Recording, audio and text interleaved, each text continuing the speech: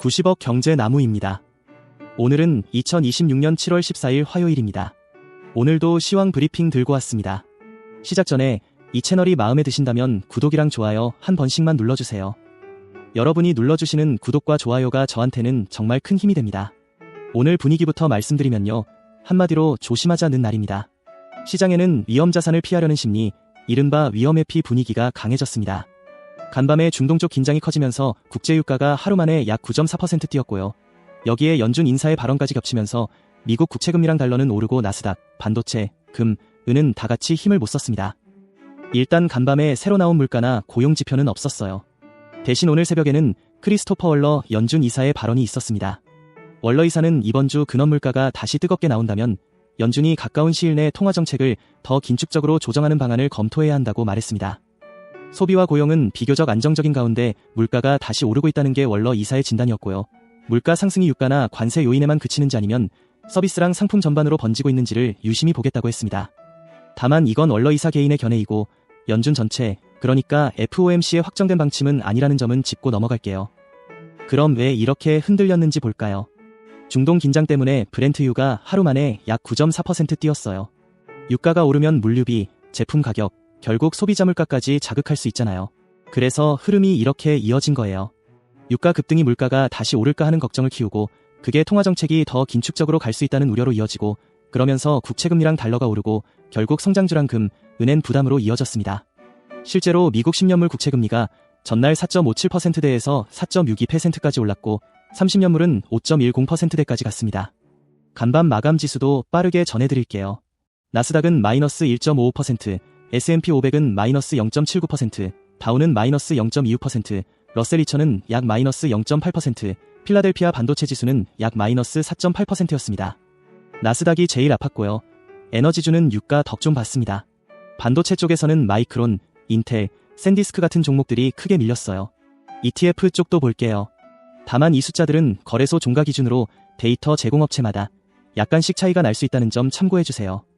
미국 정규장 종가 기준으로 QQQ는 약 마이너스 1.9%, SPY는 약 마이너스 0.8%, 금 ETF인 GLD는 약 마이너스 2.6%, 은 ETF인 SLV는 약 마이너스 3.3%였고요. 반대로 달러 ETF인 UUP는 약 플러스 0.3%, 장기채 ETF인 TLT는 약 마이너스 0.6%였습니다. TLT가 빠졌다는 건 그만큼 장기금리가 올랐다는 뜻이에요. 이제 자산별로 하나씩 짚어드릴게요. 나스닥이랑 성장주는 오늘 좀 아팠어요. 유가, 달러, 금리가 한꺼번에 오르면 성장주엔 부담이거든요. 특히 밸류에이션 높은 AI, 반도체주가 금리에 더 예민하게 반응했습니다. S&P 500은 나스닥보단 그래도 괜찮았어요. 에너지주랑 방어업종이 어느 정도 받쳐졌는데 그래도 하락 종목이 상승 종목보다 많아서 속은 그리 편치 않았습니다. 방어주 쪽에서는 헬스케어나 필수 소비재가 상대적으로 좀 더 버틸만했고요. 금은 좀 눈에 띄는데요. 전쟁 위험이 커졌는데도 오히려 크게 빠졌어요. 안전자산 수요보다 금리랑 달러 상승 부담이 더 크게 먹혔다는 신호로 볼 수 있어요. 은은 금보다 더 세게 빠졌습니다. 은은 안전자산 성격도 있고 산업재 성격도 있어서 금리랑 경기 불안이 겹치면 흔들림이 더 커지는 편이에요. 달러는 강세였어요.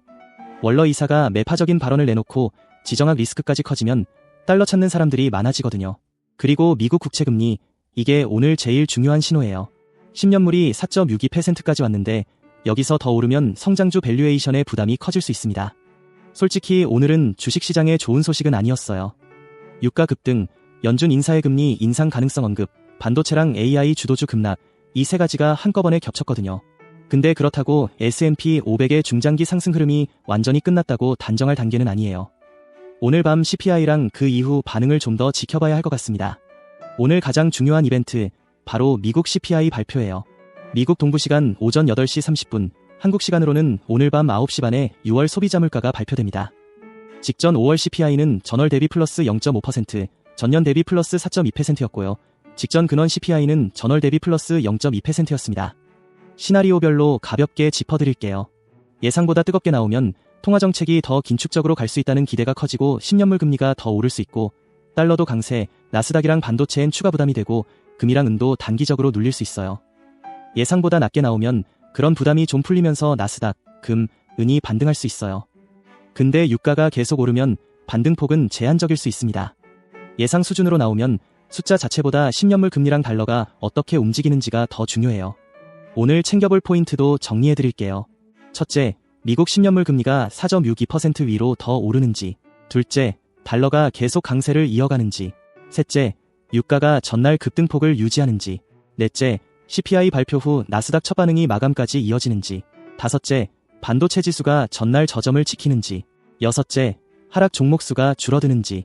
일곱째, 금이랑 은이 금리 상승 속에서도 지지선을 회복하는지. CPI가 낮게 나와도 나스닥이 반등을 못하면 시장 체력이 약해졌다는 신호고요. 반대로 CPI가 좀 높게 나와도 금리랑 달러가 더 안 오르고 주가가 버텨준다면 악재가 이미 어느 정도 반영됐다고 볼 수 있어요.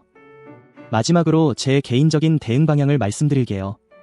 저는 기존 우량주가 주요 지지선을 유지하는지 확인하면서 대응하려고 합니다. 성장주와 반도체는 CPI 발표 전에 추격하기보다는 발표 이후 금리와 달러, 주가 반응을 확인하는 쪽에 무게를 두고 있고요. 금과 은도 오늘 밤 CPI랑 달러, 금리 반응을 확인한 뒤에 판단하려고 합니다. 시청자 여러분께서도 각자의 투자 기간과 위험 감수 수준에 맞춰 판단하시기 바랍니다. 정리하면 리스크를 좀 줄여야 할 가능성은 커졌지만 CPI 나오기 전부터 미리 겁먹기보다는 차분히 지표를 확인하는 하루가 될 것 같습니다. 그리고 마지막으로 한 번 더 말씀드릴게요. 오늘 영상에서 말씀드린 내용은 공개된 경제지표와 시장 자료를 바탕으로 한 시황 해설과 제 개인적인 의견입니다. 특정 금융상품의 매수나 매도를 권유하거나 수익을 보장하는 내용이 아닙니다. 투자에는 원금 손실 가능성이 있으며 최종 투자 판단과 그에 따른 책임은 투자자 본인에게 있습니다. 저는 영상에서 언급된 금과 은, 주식 또는 관련 금융상품을 보유하고 있을 수 있습니다. 오늘 브리핑은 여기까지고요. 도움되셨다면 구독이랑 좋아요 부탁드리고요. 다음 영상에서 또 만나요. 90억 경제나무였습니다.